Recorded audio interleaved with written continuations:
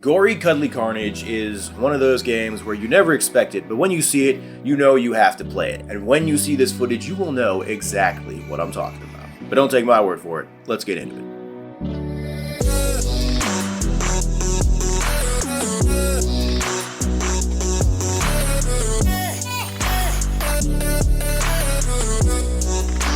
How long have you guys been working on this game, by the way? Oh, since like forever, dude.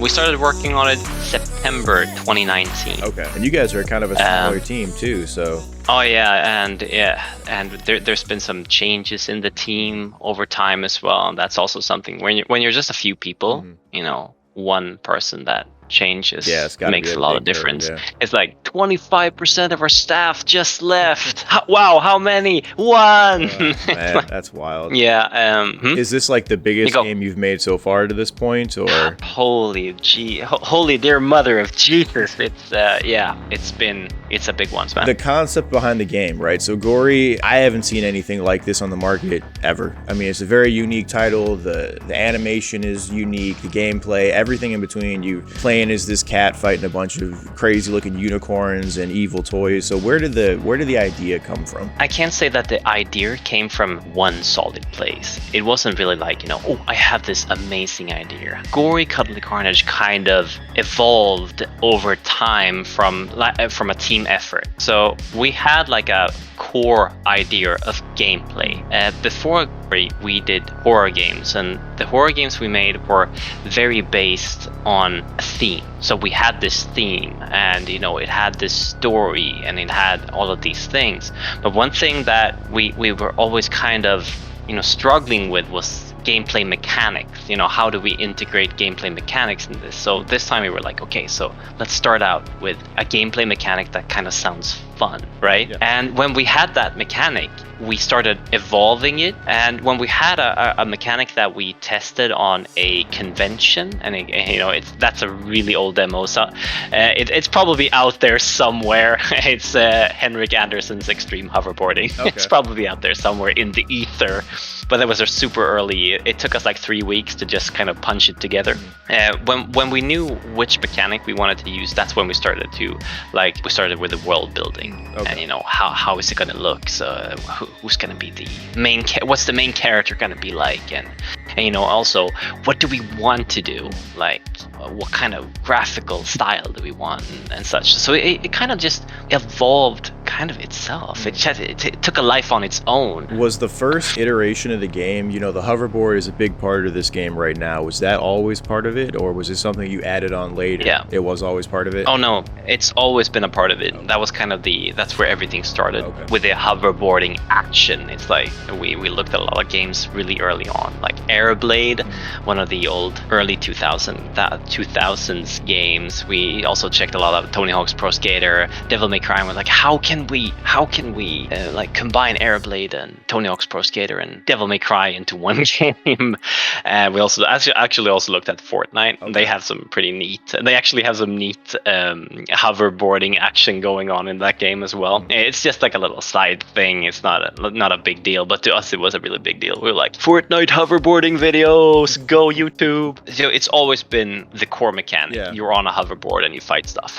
So what's kind of the challenge in level design when you're faced with something like that, especially with you have the skateboard, so there's a level of you can go up, you can go forward, so there's a lot of emphasis on kind of expanding the world, but then it's also linear, so you need to be able to progress quickly. So how do you balance all of that together? I'm not gonna lie, it's been very difficult. It's like there are so many things in regular hack and slash games where you're able to use a normal human being's limitations to your advantage. For example, from a game design perspective, there's the fact that during combat, while you're fighting something, while you're bashing something, you're open to attack. And when you're not fighting, you have the advantage of moving. So you have to kind of balance those things in gameplay, where you like, if I fight them, I'm vulnerable to attack, and if I don't fight them, they can fight me, but we're in a stalemate kind of deal. In Gori, you can kind of fight and move.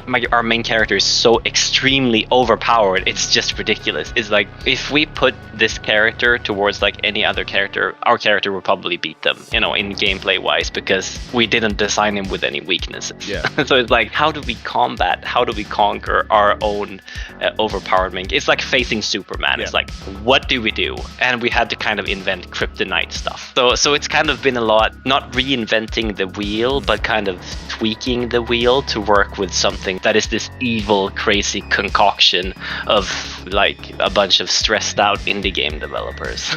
Is that what drove you to kind of horde-based combat? Because that kind of is a buffer to that, where you have a ton of different AI coming at your character all at once, so it forces you to be a little bit more thoughtful with how you approach your combat. Like the horde-based stuff, that's more from the beginning, where we're like, we should just be able to chop up everything. It kind of stemmed from this vision of just carnage, cuddly carnage, like with these cute things just getting chopped into pieces, and there's just so much blood.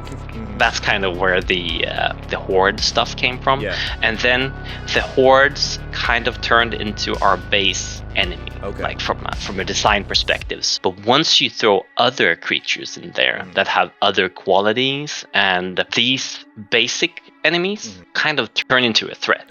So that's kind of how we work with the enemies and such, and that's also to keep the gameplay interesting. Like one of my main goals with the enemies is kind of that when I have this pot, and when I add this chip to the pot, it kind of changes. So with the game world itself, is it impacted by how the player attacks his enemies? Is like, you'd mentioned replayability, so if he hacks and slashes a certain area, and can he destroy a certain part of the map and then come back, and that impacts how he progresses further in that sense, or is more focused on the enemies themselves? And for Gori Cuddly Carnage, as the kind of, it is a bit strange, but it's still a hack and slash game. Follows the standard hack and slash formula. You go through this level, you have this many enemies, and what you want is the points. You want the style point. So it's kind of like, the maps won't change, they will stay the same, and that's also to keep it fair, because you have to be able to go through every round, and it has to be consistent. So it's pretty much more of that approach, the standard linear game hack and slash approach, where it's like, oh, you're gonna face 15 enemies. If you're really good, you're gonna get 100,000 points, but if you're not, you're gonna get like 10,000 points. I have to ask, with this game, one of the things that popped out to me when I was trying to reference or take another game and say, hey, it's kind of like, an experience you have in this one thing that came to mind was Sunset Overdrive. The points where you get when you do, like, I guess, trick kills, stuff like that. Would that be a fair comparison in a way?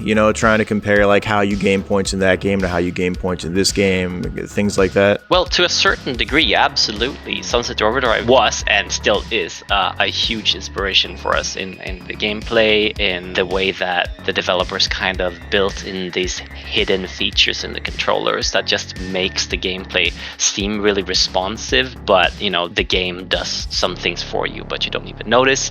There's a lot of smart stuff there if you analyze the controllers, which is amazing. But the main inspirations, we talked a little bit about early design of the game, but when we started to kind of figure out where the game was going, the main inspirations of the game was Sunset Overdrive, of course, and then there's we also took a lot of inspiration from Alice Madness Returns, because that game, the enemies from that game are just so memorable. There are so many games out there where you face hordes of enemies, but you'll never remember one, or maybe the last boss.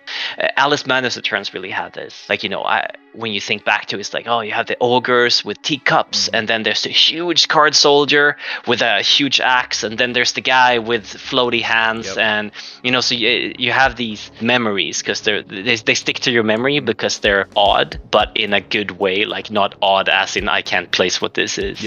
And then there's Devil May Cry, of course, with the combat, like how to play the game to get the scores, get the combos, and such things. So those 3 games kind of came in as main inspirations, like in late pre-production phase kind of thing. How much can you really use the hoverboard to kind of, go up and down in the map? Is there like a lot of height to it, or is it more focused on kind of progressing forward as opposed to going up and around your levels? Most levels they have the forward momentum, but when it comes to the battle arenas or the platforming, that's when the verticality comes in, kind of thing.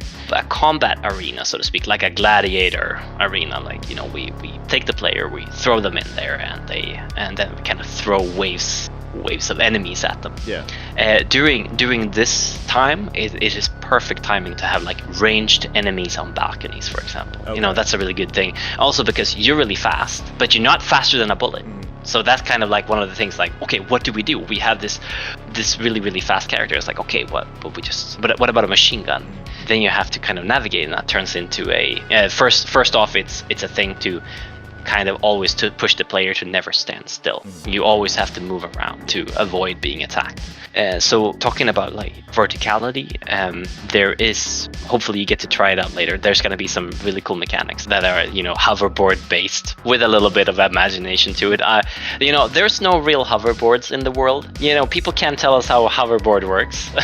Our kind of sprouts knives and hammers and such, so we can do kind of whatever we want with it. The arenas, is that part of your levels, or is that a separate mode? How does that play into the game world? It's a part of our levels. An important part to us when it comes to combat is that things will try to kill you if you stand still. So we want the player to move, but then movement has to be fun and it has to be fluid. So that's kind of where the combat arena design really plays in. So with this game specifically, it's so focused on that fast-paced combat and kind of the chaotic element and all this stuff.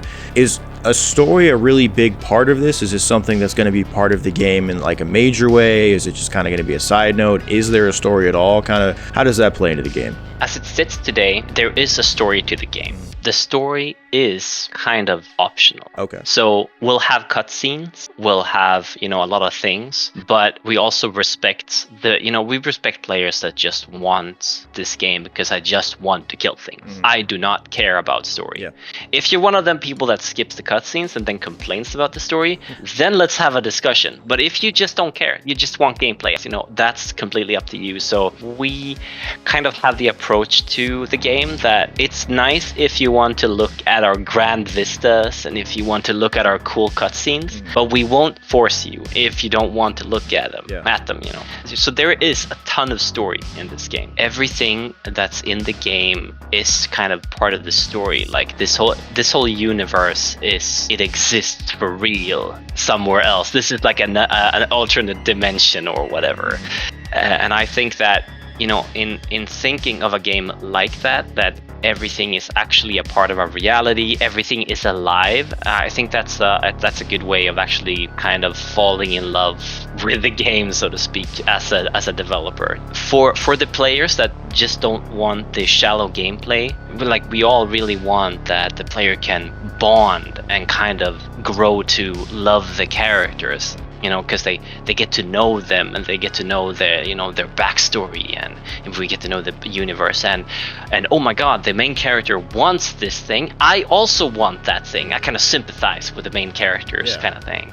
So there's a lot of story. I say that there's actually an equal amount of story, if not more, in Gori Cuddly Carnage in comparison to our previous games, for the people that wants it. The game has Gori, obviously, but then it has this hoverboard, and then you have this AI character with you. So talk to me about them a little bit and kind of how they work together and all of that element. There's our 3 heroes. So Gori, Frank, and Chip. In short, they are rejected toys, right? So there's this world, right, where software is kind of beating up the toy market. Wow, could you imagine that? Could you imagine, right, where kids play apps instead of playing with games? So the toy makers or the toy manufacturers have to kind of think differently. they have to be more extreme. They have to compete with software. Okay. For the public's attention, and that's our Cool Toys manufacturer, and they make extreme toys for extreme children or something. So we took a lot of inspiration from actual toys that have been banned, like lawn darts and like glass making ovens. It's like little nuclear reactors or whatever, but like really dangerous toys for kids. We looked at the real things and like, oh, this thing has maimed and killed 200 children before it was banned. It's like, holy shit! All right, that's frank. So they're making these extreme toys, and it's kind of a hit and miss kind of thing. Where it's like they made Gori, but Gori has, he's not cuddly enough. He has a lot of will to it. Okay, so this prototype turned into a really willful sourpuss. We can't manufacture this. We have to make something else. Okay. And then and Frank, of course, he didn't reach production because, come on, it's a hoverboard with knives. At first it was like this vision of a hoverboard where it's like, oh, you get these cardboard cutouts that you can write around and cut up into tiny pieces, but never ever cut anything else but these cardboard pieces. And it's like, yeah, sure. So that's kind of the like short story of Frank, and then Chip is like, it's a really hyper intelligent AI. And what happens usually in sci-fi movies when something turns hyper intelligent, either it wants to kill all humans or it turns self-aware, and with the being self-aware and super intelligence and stuff like that, it turns really, really sad. So Chip is really, really sad. He turned really, really sad. So it's kind of these three, like a really willful kind of doll creature, super dangerous and really profanity filled hoverboard, and this super depressed AI were all rejected toys, and they found a home together and kind of turned into like this situation where they kind of turn into brothers, not by blood, but by circumstance. Most things, not everything, but most things are like inspired from people or events kind of in my life. So I kind of like, and that thing where three people from like three rejects or whatever kind of come together, and they turn into family by circumstance. That's something that I'm really like passionate about overall. So the one thing that I can think of, I'm not sure if you guys can touch on it yet at this point, but a release date or a release window, is that something you can explore at this point, or is that kind of it's too early, you don't want to touch on it yet? That's going to be a matter of a later discussion. Gotcha. But we are going, as soon as we have a release window, it will be announced. Okay. So, it's not going to be a secret. Gotcha. And just what platforms do you want to have this game on right now? I did not actually look at this. I should have. It is controller compatible, correct? Or is it not yet? It's just PC controls right now. It's controller compatible. Okay. The demo that we had up like 2 years ago. The first demo that we released was controller compatible. Gotcha. So it's going to be controller compatible. But as for the actual platforms, that's also something that we're not going to be able to discuss today, but will be announced as soon as we can confirm. All right, and there it is. That is Gori Cuddly Carnage, the neon futuristic world where you take on the form of a murder kitty taking on hordes of unicorns. This game sounds absolutely bonkers. I cannot wait to play it. I cannot wait for you to check it out. The Steam page is down below, but before you go down there, the full interview for this game is over on Spotify. I have the link down there as well. Make sure you go check that out. All of the details, all of the incredible things that you need to know couldn't fit over here, but they can fit over there. So go over there and explore what this game is all about. But before you do, why not like, comment, and subscribe to the side quest? Show all the support in the world so that we can keep doing stuff like this in the future. So, until next time, I am Nick. This is the Side Quest. And as always, ladies and gentlemen, stay gaming. I know life's short, so I wanna live real, but how's it supposed to feel?